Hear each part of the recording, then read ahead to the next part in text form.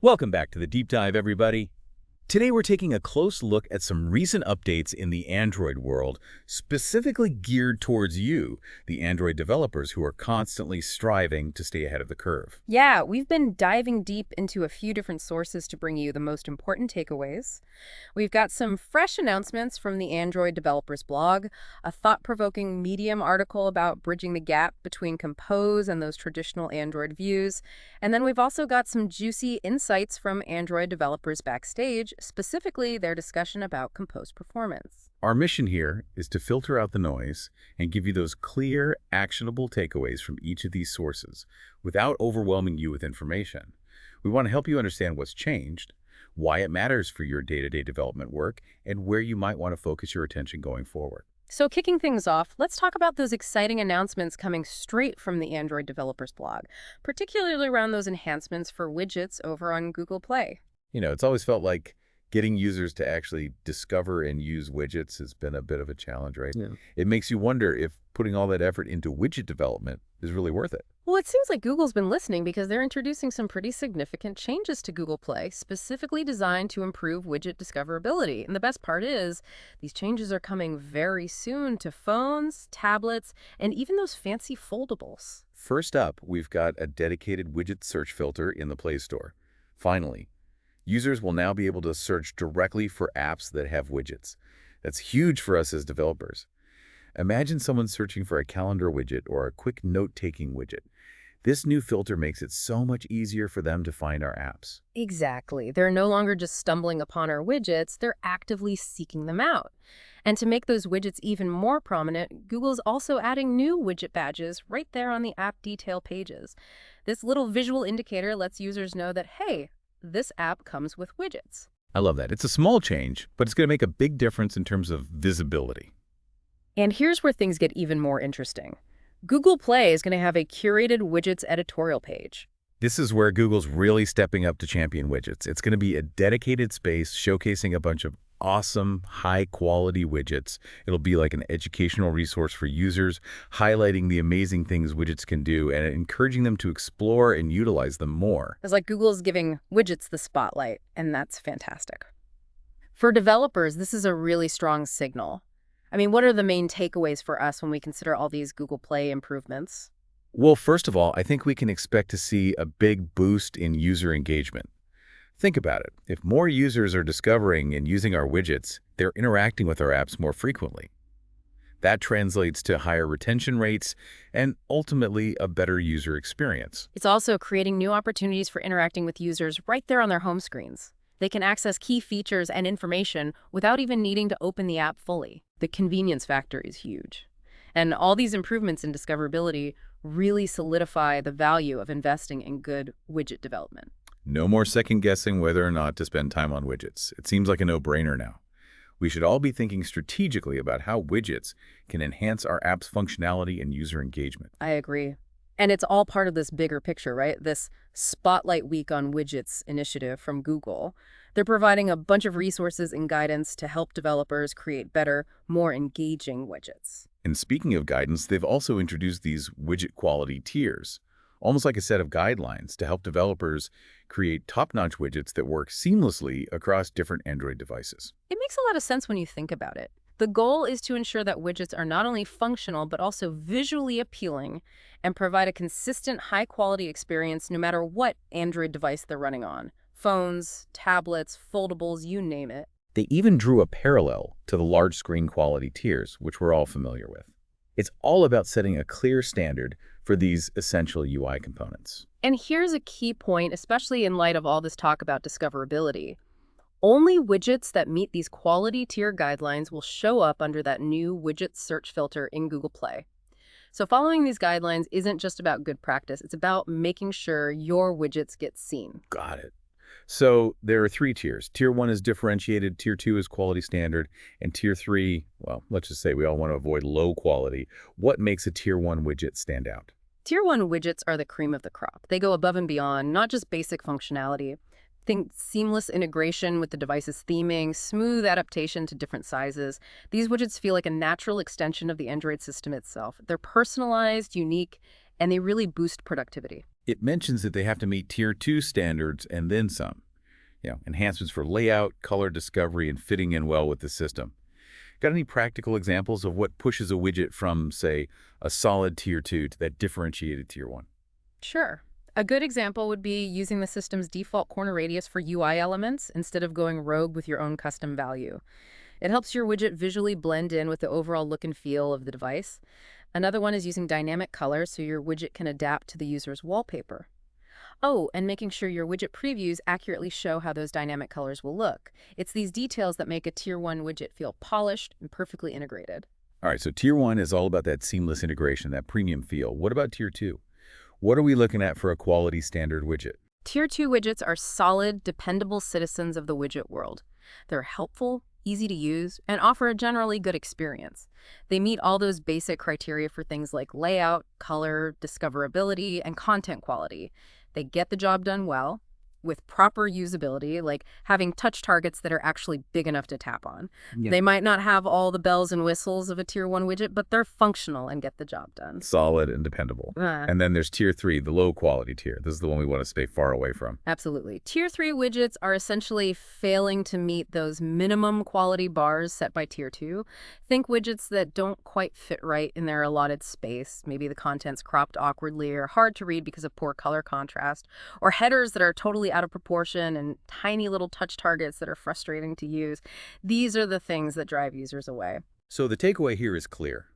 When we're designing new widgets or updating our existing ones, we should be using these widget quality tiers as our guide. Aim for Tier 2 as your baseline, but always strive for that exceptional Tier 1 experience. Exactly. It's a great framework to use for evaluating the quality of our widgets, figuring out where we can make improvements, and hopefully reaching that coveted Tier 1 status. The blog post also recommends checking out the canonical widget layouts that are built with Jetpack Glance. They're designed to make Tier 1 widget development a lot smoother. That's definitely on my to-do list. The next step for anyone serious about widgets is to dive into the official Android documentation on these widget quality tiers. That's where you'll get all the specific details about each level. Totally agree. This whole Spotlight Week on Widgets thing really shows that Google's committed to taking widgets to the next level. And speaking of taking widgets to the next level, have you seen this? Widgets are now available on the lock screen. The Android developers blog even had a whole FAQ about it. Oh yeah, this is a game changer. Right now, it's available on the Pixel tablets that launched in 2024, but it'll be coming to all sorts of Android devices through AOSP, starting with the release after Android 16, the QPR1. That's slated for late summer 2025. So anyone with the recent Pixel tablet can already start playing around with widgets on their lock screen. I can imagine this being so useful for quickly checking the weather or controlling music without having to unlock the device. Exactly. And the good news is developers won't need to reinvent the wheel. Those well-behaved widgets we already have should work just fine on the lock screen. There are a few things to keep in mind, of course. Yeah, like what? Any specific requirements we should be aware of? Well, the requirements are pretty much in line with home screen widgets in terms of quality, sizing, and configuration. One important difference is how they handle activities that are launched from the lock screen. For security reasons, any activity launched from a lock screen widget will need the user to authenticate unless you've explicitly declared Android.ShowWhenLockTrue in your activities manifest. Makes sense. It also mentioned that the best way to test lock screen widgets right now is on Pixel tablets. That's right. And while all of our existing widgets are technically compatible, it's a good idea to make sure they support dynamic color and can handle resizing smoothly. The exact dimensions of lock screen widgets can vary slightly, although they're generally about the size of a 4x3 grid of launcher icons. So what happens if a developer decides that their widget just isn't a good fit for the lock screen? Can they opt out somehow? Yes, they can. To restrict your widget from being used on the lock screen, you can add the widget category not keyguard to your app widget-info.xml file. And just a tip, for backward compatibility, it's best to put that updated file in an XML36 resource folder. Good to know. What about the CDD? Are there any specific requirements for lock screen widgets we need to worry about? Not really. The FAQ says that there aren't any CDD requirements just for lock screen widgets. However, all the usual CDD requirements that apply to widgets and screensavers, those are still in play. So, no need to panic about a whole new set of rules. For users with devices that will eventually get lock screen widgets, will that be rolled out through regular software updates? Yeah, that's what we're expecting. We've already seen it with the Pixel tablet updates, and other device manufacturers will likely include it in their future Android updates once it's available in AOSP. Makes sense. The FAQ also talked about how these lock screen widgets are actually triggered or enabled on the device. It sounds like OEMs have quite a bit of control over that. Yeah, that's right. The mechanism that brings up those lock screen widgets can be customized by the OEM. They could use things like charging status or docking status as triggers. If an OEM wants to get fancy with posture detection, like on foldables, they'll have to implement their own detection methods. And can OEMs pre-install their own default widgets on the lock screen? They sure can. They can choose which widgets to show by default right out of the box. But it sounds like, at least initially, they won't be able to mess around too much with the design or functionality of third-party widgets on the lock screen. Right. The idea is to keep things consistent for developers so they don't have to worry about different lock screen widget implementations on different devices. Got it. So for us developers, the key is to build high-quality widgets that already look great and function well, and those should transition smoothly to the lock screen experience as it becomes available. Exactly. Focus on those quality guidelines, dynamic color, and seamless resizing, and you're good to go. And as always, the FAQ links to all the relevant Android documentation, widgets, widget design principles, and the Jetpack Glance library. It's all there for you. All under the umbrella of this Spotlight Week on widgets. It's great to see so much focus and resources dedicated to making widgets even better. But let's switch gears a bit and talk about another big topic that's bringing those modern Compose UIs into our existing view-based code bases. There was a really insightful Medium article by Julian Salvi that dove into using Composition Local for this very purpose. Yeah, this is a really practical issue for a lot of us, right? We're all in different stages of adopting Compose, and many of us are dealing with apps that have a mix of Compose and traditional Android views. The article zeroes in on this challenge of effective communication between the two, specifically how to trigger events from our new shiny Compose UI and have them correctly handled by those older view components like fragments or activities. And the hero of this story is Composition Local. Can you give us a quick explainer on what Composition Local is and how it works in the Compose world? So imagine Composition Local as this built-in dependency injection system that's specific to Compose's composition model. Think of it like a key value store. You define a Composition Local instance, which acts as a key for a specific type of data or functionality. Then, using a Composition Local provider, you basically say, okay, within this particular scope of my Compose UI, this key is going to be associated with this value. Any composable function within that scope can then access the value associated with the Composition Local just by using compositionlocal.current. They don't need to know where that value came from, which is pretty neat. So instead of passing values down the Compose UI tree as explicit parameters, we can use Composition Local to implicitly provide those dependencies. That sounds like it could really streamline our composable function definitions. Exactly. It makes your composables more modular, easier to maintain, and more reusable. Another cool thing is that Composition Local values can be dynamic. If the value changes, any composables that depend on it will reimpose automatically. And it's all thread safe, too. The article uses this example called Local Feedback Interop, which is defined as a static composition local of that holds an interface called Feedback Message Interop. I'm guessing this interface is for showing those feedback messages to the user. What's the significance of using static composition localoff in this case? Static composition localoff is a signal that the implementation of the composition local is probably going to stay the same throughout your app's lifecycle. This lets the Compose compiler do some behind-the-scenes optimization. In this example, it's creating a key that's local feedback interop that's going to hold an implementation of feedback message interop, which, like you guessed, is in charge of actually displaying feedback messages in your UI. So in a composable function, we can just access local feedback interop.current to get a handle on that feedback message interop and trigger a feedback message without having to worry about how the view-based stuff is actually going to display it. Exactly. It beautifully separates the logic of when to show the feedback from the nitty-gritty details of how it's displayed. The example in the article shows a launch defect that's watching for an error state from a view model. If an error happens, it grabs that feedback mechanism via local feedback interop.current and calls its shower function. Simple and clean. So how does the view side of things actually provide that concrete implementation of feedback message interop? How do we make that connection? Compose View is your bridge. Inside the set content block of your Compose view, which would live in your fragment or activity, you use the composition local provider composable. You basically say, hey, local feedback interop, within this scope, I want you to use this specific implementation of feedback message interop, let's call it local feedback, to handle the actual display of feedback messages. And that's how the Compose and View layers shake hands. It's like a contract. Compose knows it's got this feedback message interop to rely on, and the view layer holds up its end by providing a concrete implementation that actually does the work. What about communication in the other direction? How do we get information from the view layer back into Compose? The article has a good solution for that too. The trick is to have your feedback message interop implementation, the one you provided to that composition local provider, expose a state flow or a shared flow.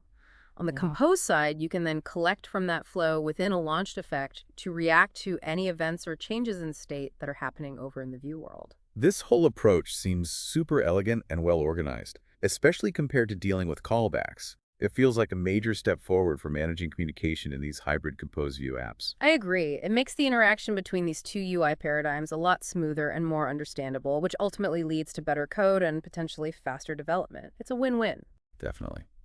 All right, let's dive into the ever-changing world of Compose runtime and performance. The Android developers Backstage crew had a great discussion about this, and I'm eager to hear your thoughts. Always a hot topic, right? The team shared some really cool details about ongoing work and some key insights that are super helpful for us developers. One of the most interesting features in development right now is codenamed Possible Composition. Have you heard about this? Yeah, it sounds pretty revolutionary. From what I understand, possible composition aims to let the composition process. That's how the UI tree is built to be spread out over multiple frames, specifically when lazy lists are prefetching items. It's designed to prevent those annoying UI stutters that happen when composing a complex list item takes longer than a single frame to complete. That's exactly it. And the best part is this is going to be an automatic optimization. We don't need to write any special code to benefit from it. The Compose runtime will intelligently pause and resume composition as needed during that prefetching process. It almost sounds too good to be true. How do they actually pull that off behind the scenes? They said it uses ideas similar to how coroutines handle pausing and resuming their execution, all done through compiler plugins that can temporarily skip over those nested composable function calls. It's about doing just enough work to keep the current frame rendering smoothly, and then picking up those heavier composition tasks in subsequent frames when the system has a bit of breathing room during prefetching. So let me get this straight. As a user scrolls through a lazy list, Compose is working ahead, getting those upcoming items ready. If it realizes that composing one of those items is going to take a while and potentially cause a stutter, it can pause that work, let the current frame finish rendering without any hiccups, and then quietly resume composing that off-screen item in the next available frame. That sounds incredibly smart, especially for lists with complex items. It's really clever stuff. And while they're focusing on lazy lists for now, the team hinted that this ability to pause and resume composition could be applied to other asynchronous preloading tasks in the future, like those transitions between screens. Oh yeah, those transitions. They specifically mentioned shared element transitions as something that could benefit from this. Those transitions often involve a lot of UI content being composed and arranged at the same time, which can easily blow past that single frame time budget. Absolutely. Being able to distribute that composition work for shared element transitions across multiple frames could make those transitions so much smoother and more visually appealing. They also talked about the possibility of reusing those composable structures during navigation, especially in those common master detail layouts. The idea is to pre-allocate resources based on how the destination screen is generally structured. Yeah, it's kind of like how Lazy List reuses those composable instances for items that scroll off screen and then come back into view. Imagine the navigation framework being able to spot those screens with similar underlying structures and optimize resource allocation accordingly. That could lead to some significant performance improvements. Now, there was another term that came up, strong skipping. Is this something we can use right now? You bet.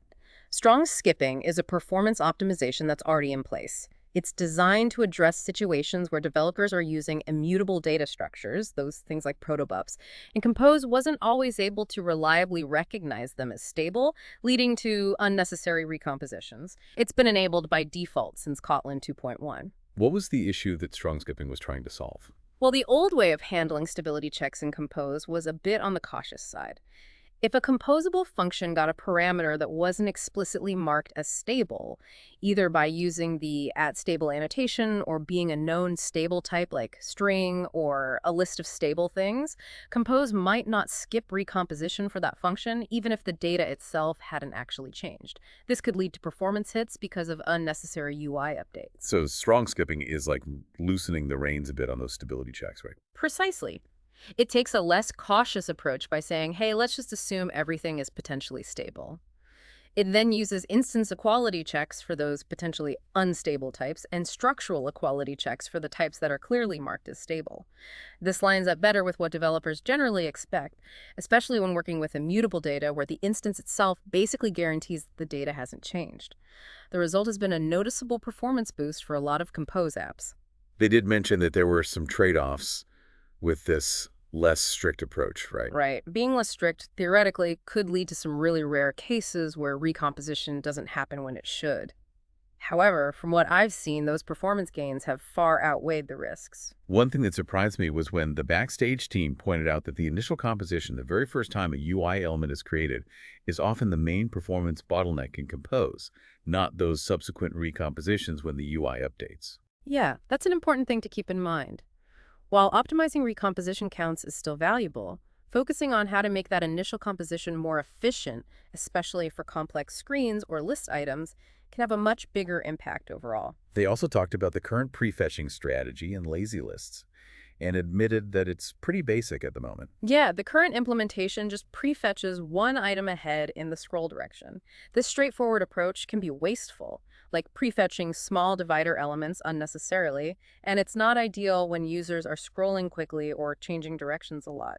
But it sounds like they're working on some major improvements to make it much smarter about prefetching those items. The goal is to prefetch more items, further ahead in the scroll direction, and to be more clever about leveraging those little gaps of idle time between frames. And it seems like possible composition is a key enabler for this smarter prefetching. Exactly. Possible composition gives that prefetcher a lot more flexibility to schedule its work and really take advantage of those moments when the main thread isn't busy doing other things. They also mentioned something called Surface Flinger back pressure and how it can mess with prefetch scheduling. What exactly is that? Surface Swinger is the Android system service that puts together and displays all those UI surfaces on your screen. Back pressure happens when the main thread, where our compose code runs, gets ahead of the render thread and ends up waiting for the render thread to finish processing the previous frame. This waiting can throw off the prefetch scheduler because it can't accurately tell when the system is truly idle and ready for prefetching. The Compose team is working on ways to detect these situations and adjust that prefetch scheduling so it doesn't get disrupted. Another cool optimization they mentioned was group alighting. What's the point of that one? Group alighting is all about making things leaner and meaner. It's a compiler optimization that reduces the amount of extra information Compose has to track in its internal slot table during the composition process. The slot table is basically the data structure Compose uses to keep tabs on the composable hierarchy and what state each composable is in. By storing this information more efficiently, group alighting reduces the memory footprint of the composition data and can potentially speed up that initial composition step. It's amazing to see how much effort they're putting into squeezing every ounce of performance out of Compose. From that high-level conceptual view of Compose as a function that transforms data into UI, all the way down to the nitty-gritty details of the runtime and the compiler. They're really going all in on performance. Speaking of developer experience, the Backstage folks also talked about debugging and diagnostics. They admitted that those stacked traces for Compose issues can sometimes be hard to decipher and link back to our actual application code. Sounds like they're working on making that better. Oh yeah, they're actively trying to improve how exceptions that happen within the heist. Compose modifiers are linked back to the specific lines of code we wrote that created those modifiers. They're using the information in that slot table to make those connections. This is going to make debugging those Compose-related issues a lot easier. They also hinted at some future diagnostic tools, maybe opt-in features, that could track those data reads within composable functions during runtime. The idea is to give us a better understanding of which data changes are triggering those recompositions. But they also realize that this kind of detailed runtime tracking can have performance implications, especially in production builds. Right. It's a balancing act. You want powerful debugging capabilities, but you don't want to sacrifice performance in the real world. They're also thinking hard about how to display this performance information in the IDE without overwhelming developers with too much detail or leading to unnecessary optimization of things that aren't actually bottlenecks. The existing Compose Tracing API, which lets us do some lighter weight performance profiling that's specific to Compose, is already a big help in that area. Clearly, both performance and developer experience are high on the Compose team's priority list. It's encouraging to see them working so hard on these things. I agree. They're tackling performance from all angles. More flexible composition scheduling, smarter prefetching strategies, compiler improvements, and better debugging and profiling tools. They're covering all the bases. Let's shift gears a bit and talk about exception handling in Kotlin. There was a great article on Pro Android Dev about using Kotlin's run catching function as a cleaner, more expressive alternative to those traditional try-catch blocks. Yeah, that article makes a strong case for embracing run catching to make our error handling in Kotlin more consistent, more readable, and just plain better. The basic idea is that run catching lets us wrap a piece of code that might throw an exception. Instead of a big try-catch block, it automatically catches any exceptions that happen and neatly packages the result, whether it's a success or a caught exception, into a result object. Exactly. Since all those exceptions in Kotlin are unchecked, the result type that run catching gives you forces you to think about and handle those potential failures, which leads to more defensive, easier to maintain code. So instead of a try block followed by a bunch of catch blocks, we just wrap our potentially problematic code in a call to run catching, and then use those handy extension functions like onSuccess and onFailure on the result object to handle those different outcomes. That's the basic pattern.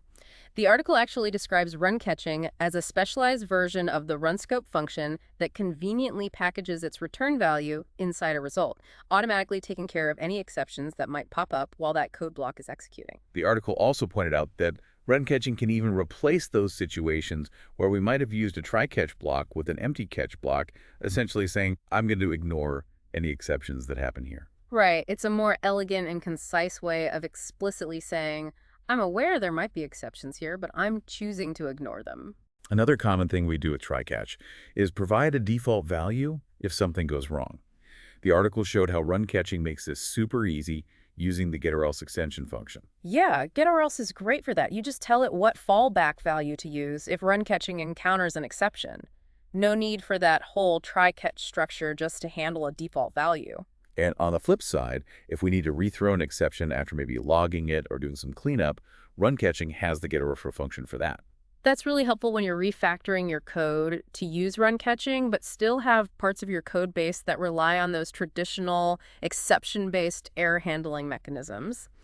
Get-or-throw lets you grab that successful result if it's there, or just rethrow the exception if something went wrong. The article also showed how run catching can be combined with its friend, map catching, which works on a successful result and also catches any exceptions during that transformation process.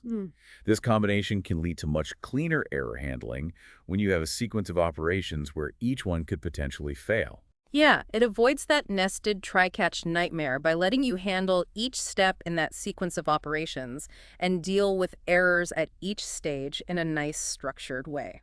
While run catching doesn't have specific syntax for dealing with different exception types like separate catch blocks, the article showed how you can use a when expression inside the onFailure block of the result to handle different exception types differently. It gives you the flexibility to respond to those different errors in a way that makes sense for your application. And for managing those resources that need to be closed properly, like file streams or network connections, the article recommended using run catching together with Kotlin's use function. The use function makes sure that your resource is automatically closed after your code block finishes, even if an exception gets thrown, essentially replacing the need for a manual finally block. It's a very concise and safe way to handle those resources in Kotlin, making sure everything gets cleaned up nicely.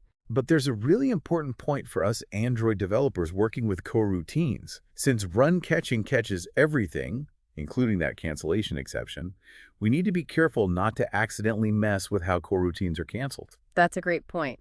Cancellation exception is super important for how coroutines gracefully shut down. If you catch it in run catching and don't rethrow it, you could end up with coroutines running wild in the background even when they're supposed to be stopped. This can lead to all sorts of problems like resource leaks.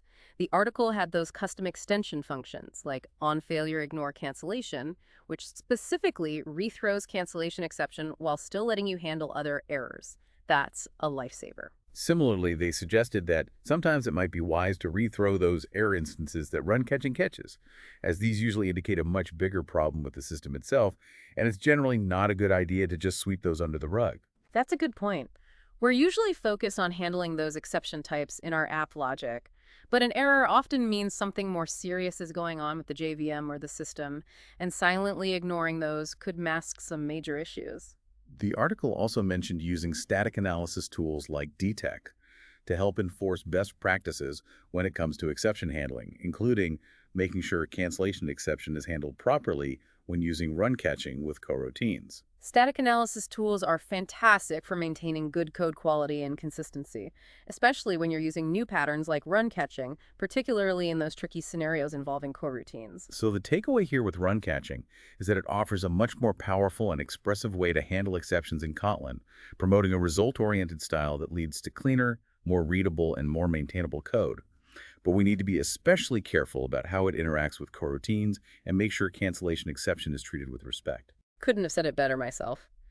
By always returning a result, run catching encourages us to explicitly consider both success and failure paths in our operations, ultimately leading to more robust and resilient Android apps. On a related note, there was a brief but crucial point in one of the sources we looked at.